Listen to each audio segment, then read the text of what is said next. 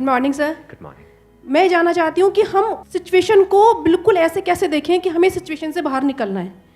कि मान लो हमारे पास बार बार कोई प्रॉब्लम आ रही है, हम उसे फेस कर रहे हैं, फिर जो आसपास के हमारे सराउंडिंग्स के लोग हैं वो भी टाउंटिंग कर रहे हैं हम पर, नहीं तुमने पहले भी ऐसे किया था, अब फिर तुम फेल हो जाओगे इसमें। तो वहाँ जा करके हम स्टक हो जाते हैं और फिर हमारा कॉन्फिडेंस लूज हो जाता है। हम एग्जैक्टली कहाँ स्टक हो जाते हैं, जिसको आप जो वर्ड यूज कर रहे हो स्टक हो जाते हैं, मतलब आप कह रहे हो कि हम अपनी थिंकिंग में स्टक हो जाते हैं। थिंकिंग में स्टक हो जाते हैं, राइट? कि हम ओवर थिंकिंग में चले जाते हैं। ओवर थिंकिंग कि हम बैठे बैठे बस सोचते रहते हैं कि ऐसा क्यों हुआ, क्या हुआ, ऐसा नहीं होना चाहिए, कि हमारे में कुछ कमी ऐसा हो गया तो क्या होगा, वैसा हो गया तो क्या होगा, मैं दोबारा भी ट्राई किया नहीं हुआ तो क्या होगा। हम जानते हैं कि पहले भी ऐसा हुआ था, फिर हमने उसे ओवरकम कर लिया, लेकिन बार बार वही चीज आते आते फिर वही ब्रेन का जो कंफर्ट जोन है हम फिर वहीं स्टक होने लगते हैं। और जिस कंफर्ट जोन की आप बात कर रहे हो वो एक्चुअल में ओवर थिंकिंग वाला जोन है। ओवर थिंकिंग वाला जोन है, मतलब बैठे बैठे बस सोचते रहते हैं जैसी हमारी कंडीशनिंग हुई है, कर कुछ नहीं पाते हैं। करते भी हैं तो थोड़ा सा करना शुरू करते हैं, उसके बाद वापस से वो थॉट्स हमारे ऊपर हावी हो जाते हैं। राइट? यही आप कह रहे हैं। राइट सर, प्रॉब्लम जो है इतनी ज़्यादा, क्योंकि एक्चुअली क्या लाइफ में अगर कुछ अच्छा होता है तो शायद हम प्रॉब्लम से इजीली निकल जाते हैं, बट बैक टू बैक जब आपको फेलियर्स ही मिल रहे हैं उस टाइम पे भी आपको फिर दिखना ही बंद हो जाता है कि हाँ, निकलने का भी कोई रास्ता है। प्रॉब्लम सबसे बड़ी पता है क्या है? कि सबको यही लगता है कि हमारी प्रॉब्लम सबसे बड़ी है। अगर यहां पर मैं एक एक करके सबको बोलूं कि आप बताओ कि आपकी लाइफ में क्या क्या प्रॉब्लम्स आई या अभी क्या प्रॉब्लम्स चल रही है, तो आई एम श्योर कोई सोच भी नहीं सकता कि अच्छा ऐसी प्रॉब्लम्स भी कोई फेस कर सकता है क्या। तो इन प्रॉब्लम्स के बावजूद भी कुछ लोग आगे बढ़ पाते हैं, कुछ नहीं बढ़ पाते हैं। That is the big question कि एग्जैक्टली हम स्टक कहां पर होते हैं। क्या हम एक्चुअल में लाइफ में प्रॉब्लम्स में फंसते हैं या उन प्रॉब्लम्स को लेकर के जो हमारी थिंकिंग है वहां फंसते हैं? सबसे पहले ये चीज हमको क्लियर होना चाहिए। तो जो हम कह रहे हैं फंस गए हैं, हम एक्चुअल में प्रॉब्लम्स में नहीं फंसे हैं, क्योंकि प्रॉब्लम्स तो सबकी लाइफ में है। हम एक्चुअल में थिंकिंग में फंस जाते हैं। राइट। ये पॉइंट सुनने में छोटा लग रहा होगा, but it is a very big point two understand in life, जो 99% लोगों को नहीं समझ में आता है। हम क्या समझते हैं कि हम प्रॉब्लम्स में फंस गए हैं, क्योंकि the moment you say that, तो जब तक प्रॉब्लम्स रहेगी तब तक आप फंसे रहोगे। और प्रॉब्लम्स कब तक रहेंगी? लाइफ टाइम, जब तक लाइफ रहेगी। Right. But the moment you से कि मैं प्रॉब्लम्स में नहीं फंसा हूं, प्रॉब्लम्स मतलब लाइफ में नहीं फंसा हूं, मैं लाइफ के बारे में जो मेरी थिंकिंग है उधर मैं फंस गया हूं जाकर के। अब मैं उस थिंकिंग को कैसे चेंज करूं? Right. If you say that, तो वो आपके हाथ में पूरा कंट्रोल है। But if you ask me this question कि मेरी लाइफ की जो प्रॉब्लम्स हैं वो कैसे सॉल्व हो, तो उसका कोई जवाब नहीं है, क्योंकि वो कभी नहीं होगा। आज आपकी एक प्रॉब्लम है, वो सॉल्व हो भी जाएगी, कल कोई और प्रॉब्लम आ जाएगी, परसों कोई और आ जाएगी, फिर कोई और आ जाएगी, फिर कोई और आ जाएगी। Right sir. तो कैसे हम अपनी थिंकिंग को चेंज करें? सिंपल। थिंकिंग चेंज हो गई तो सब चेंज हो जाएगा। सब चेंज हो जाएगा, क्योंकि प्रॉब्लम्स को देखने का नजरिया बदल गया तो प्रॉब्लम बदल गई। एक बंदा जिसकी थिंकिंग नहीं फंसी हुई है, उसको आप चारों तरफ से फंसा दो, वो निकल जाएगा। लेकिन जिसकी थिंकिंग फंसी हुई है, उसको आप जा करके दुनिया जहान के सारे रिसोर्सेज दे दो, पूरा का पूरा खजाना भी दे दो, तब भी वो नहीं निकल पाएगा, तब भी रोएगा बैठ करके कि क्या मेरे को चारों तरफ खजाने से कैद कर दिया। अरे भाई, खजाना है, कैद नहीं है। देखा ना ऐसे लोगों को जिनके पास में सब कुछ है लेकिन रोते रहते हैं। तो सब कुछ मिलना इज नॉट अ सॉल्यूशन। जिनकी लाइफ में कोई प्रॉब्लम नहीं है वो भी रो रहे हैं।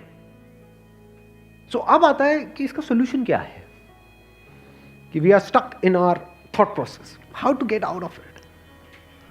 तो सबसे पहली चीज ये समझनी है, ज्यादा सोचने से कुछ नहीं होता है, सही सोचने से होता है। अभी सही सोचना क्या है? What is right thinking? Positively, not positively सोचना। इसको भी ध्यान से समझ लेना। पॉजिटिव सोचना क्या सही सोचना होता है? फॉर एग्जाम्पल, आगे आप जा रहे हो, किसी जंगल में हो और आगे दलदल है और आप पॉजिटिव सोच रहे हो, मेरे साथ में कभी कुछ गलत हो ही नहीं सकता, मैंने ताबीज पहना हुआ है, ये मुझे बचाएगा। बहुत लोग हैं बहुत पॉजिटिव है लाइफ को लेकर के, बट क्या उनकी सोच सही है? अभी सही सोचना क्या है? सर मेरे हिसाब से मतलब इंटेलिजेंसी से सोचना, कि मतलब कुछ ऐसा सोचे कि आगे जाके हमें कोई हानि ना हो, कि एक इंटेलिजेंट माइंड से सोचे। अभी इंटेलिजेंट क्या है और फूलिश क्या है? एक है फूलिश तरीका सोचने का, बेवकूफों की तरह सोचना, एक है इंटेलिजेंस के साथ में सोचना। What is intelligence? जिसको हम इंटेलिजेंस कहते हैं वो इंटेलिजेंस क्या है? साइंस को इंटेलिजेंस कह सकते हैं? नहीं कह सकते। नहीं कह सकते। तो किसको कहोगे? सुपरस्टिशंस को इंटेलिजेंस कहोगे? सुपरस्टिशंस मतलब क्या? बिलीफ, कुछ भी मान रखा है उसको पकड़ के बैठे हुए उसके हिसाब से एक्ट कर रहे हैं। उसको इंटेलिजेंस कहोगे या साइंस जिस तरीके से आगे बढ़ रही है उसको इंटेलिजेंस कहोगे? एग्जैक्टली। तो साइंटिफिक वे ऑफ थिंकिंग समझना पड़ेगा, वो क्या है, उसको अपनी लाइफ में लगाना पड़ेगा, तब आप कह सकते हो आपकी जो थिंकिंग है वो सही है। अब ये साइंटिफिक थिंकिंग मतलब क्या? रियलिटी को एज इट इज देख लेना, दैट इज साइंटिफिक थिंकिंग। यही तो है, और क्या है?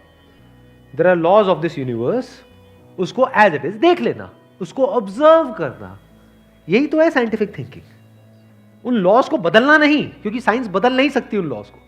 लॉ ऑफ ग्रेविटी को साइंस बदल नहीं सकती है, उस लॉ को समझ करके उसके हिसाब से एक्ट कर सकती है। इसी साइंटिफिक थिंकिंग को अगर हमको अपनी लाइफ में लगाना हो तो इसका मतलब क्या?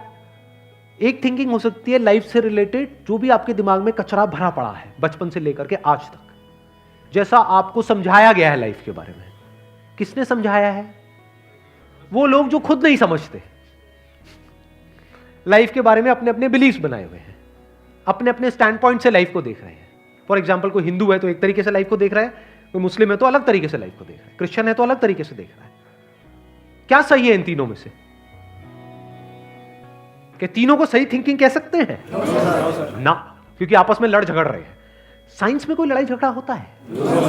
अगर मैं किसी साइंटिफिक फैक्ट के बारे में बात करूंगा, क्या कोई हिंदू, मुस्लिम, क्रिश्चियन आकर के आपस में लड़ सकते हैं? नहीं। तो ये सही थिंकिंग है। एक है जो हमें सही लगता है, एक है जो सही होता है। दोनों में जमीन आसमान का फर्क है। एक है जो आपको सही लगता है, एक है जो सही है। तो साइंटिफिक थिंकिंग का मतलब क्या, अगर इसको हमको लाइफ में लगाना हो तो, यानी लाइफ को आप एज इट इज देखो, ऑब्जर्व करो, फिर उसके बारे में सोचो। This is scientific thinking. और ये जो फंडा जिसकी मैं बात कर रहा हूं, इसको आप लाइफ के किसी भी एस्पेक्ट में लगा सकते हो। इसको बिजनेस में लगा सकते हो, इसको जॉब में लगा सकते हो, इसको रिलेशनशिप में लगा सकते हो, इसको हेल्थ में लगा सकते हो। बिजनेस क्या है अगर रियलिटी को एज इट इज देखना नहीं है तो? अब ये जो आपने कहा कि बिजनेस में सब झूठे भरे पड़े हैं, क्या ये सच है या आपका अपना एक स्टैंड पॉइंट है? अभी इन्होंने बोला कि बिजनेस में सब झूठे भरे पड़े हैं। अभी ऐसे ही यहाँ पे मैं अलग अलग लोगों से अलग अलग बातें पूछूंगा ना, तो सब बड़े कॉन्फिडेंस से बोलेंगे, as if they know it for sure. जैसे मैं पूछूंगा, हाँ भाई यहाँ पे किसी मेल का किसी का ब्रेकअप हुआ होगा, तो सारी लड़कियां ऐसी होती हैं, सब धोखेबाज हैं। ऐसे ही कोई लड़की से पूछूंगा, वो आकर के बोल देगी, सर ये तो मर्द जात तो है ही ऐसी, इससे कुछ हो ही नहीं सकता। क्या ये सच है या आपका अपना एक स्टैंड पॉइंट है, अपना आपका एक बिलीफ है? तो ध्यान से समझ लेना, इसका जो सबसे पहला स्टेप है वो है अंदर जो भी कुछ पड़ा हुआ है आपके, जो भी आपने मान रखा है उसको छोड़ दिया। अब आप हल्के फुल्के हो गए, अब एज इट इज देखा लाइफ को, लाइफ को ऑब्जर्व किया as life, not my life. For example, anger, क्या एंगर आपका है? बट आप एंगर का सोल्यूशन कैसे निकालते हो? मुझे गुस्सा आता है, मुझे गुस्सा नहीं करना है। कभी भी आप एंगर का ऐसे सोल्यूशन निकाल ही नहीं सकते। सिर्फ आपको आता है गुस्सा या सबको आता है? सबको आता है। तो क्या एंगर सिर्फ आपकी प्रॉब्लम है या एंगर एक लाइफ की प्रॉब्लम है? Fear, if you can look at fear, not your fear और माई फियर, फियर, डर है ना, वो डर क्या है? Can you look at it? इसको बोलते हैं साइंटिफिकली चीजों को देखना। रिलेशनशिप, नॉट माई रिलेशनशिप और योर रिलेशनशिप, रिलेशनशिप। तो इस तरह से जब हम चीजों को देखते हैं ना, not from a subjective point of view but from an objective point of view, जैसे एक साइंटिस्ट देखता है, जैसे एक साइंटिस्ट ऑब्जर्व करता है, वहां पे ना खुश हुआ जाता है, ना परेशान हुआ जाता है, ना पॉजिटिव हुआ जाता है, ना नेगेटिव हुआ जाता है। This positive and negative is your stand point, is a subjective point of view. In objective reality, उसमें खुश क्या होना है और दुखी क्या होना है, वहां पर सब कुछ क्लियरली नजर आ रहा होता है। वहां पे कभी भी हमारी थॉट प्रोसेस स्टक नहीं होती है, हम फंस ही नहीं सकते। बिलीफ्स में आप गारंटेड फंसोगे। शॉर्ट टर्म में वो अच्छे लग रहे होते हैं क्योंकि वहां पे कंफर्ट मिलता है। जो भी हमने मान रखा है, अगर उसको पकड़ करके हम बैठे रहें और उसमें गोल गोल घूमते रहें तो बड़ा कंफर्ट मिलता है, लेकिन आगे जाकर के वो हमको फंसा देता है, एंटैंगल्ड कर देता है। बट जो रियलिटी है वो धीरे धीरे धीरे धीरे आपको आजाद करती रहती है, जितना आप रियलिटी को समझ जाते हो उस लेवल तक।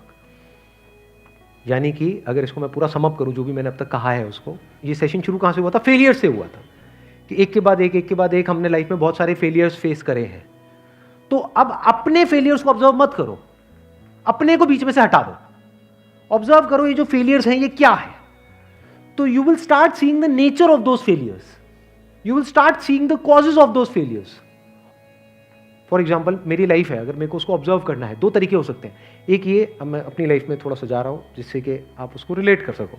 मैंने पास में कुछ गलतियां करी, बहुत बड़ी बड़ी गलतियां करी, मेजर लॉसेस हुए, तो एक एंगल तो ये हो सकता है मैं ऐसा कैसे कर सकता हूं। दूसरा ये है कि मैं ऑब्जर्व करूं कि एग्जैक्टली वो गलती क्या थी और उसका कॉज क्या था। तो वो दिख जाता है, अच्छा उस टाइम पे वो ग्रीड बहुत ज्यादा हावी हुई पड़ी थी। अच्छा ग्रीड क्यों हावी हुई पड़ी थी, इतना लालच क्यों आया हुआ था कि हाँ ये करना है, ये करना है, ये करना है, ये क्यों आया हुआ था? और ये बचपन से ऐसी कंडीशनिंग हुई पड़ी थी, बचपन से घर में यही सारी बातें सुनी थी, तो इसलिए I was acting out of that information जो मेरे अंदर फीडेड थी, and that was not correct information. वो सारी इंफॉर्मेशन गलत थी, जिसकी वजह से मैंने जल्दी से एक्ट किया, बिना सोचे समझे, बिना सही थिंकिंग के एक्ट कर दिया, उस वजह से जाकर के फंस गया।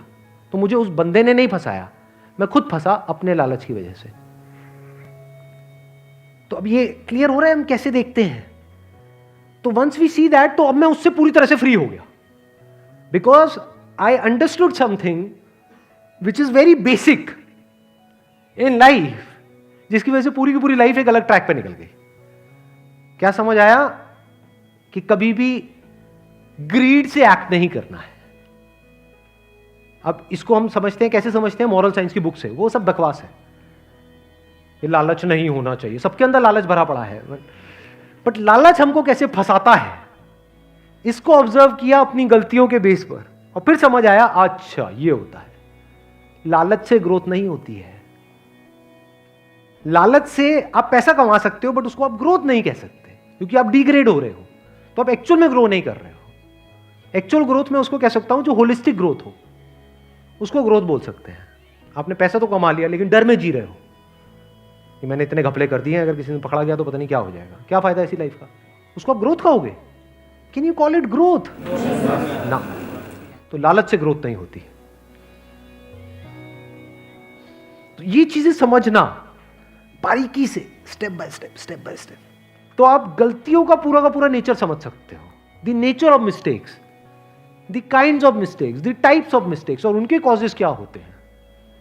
और जैसे ही हमको ये सब समझ आ जाता है और साफ दिखने लग जाता है, तो वो गलतियां होनी हमसे बंद हो जाती हैं।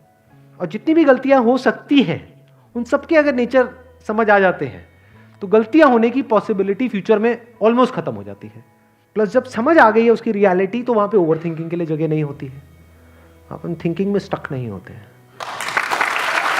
Wish you all the very best, thank you so much for coming.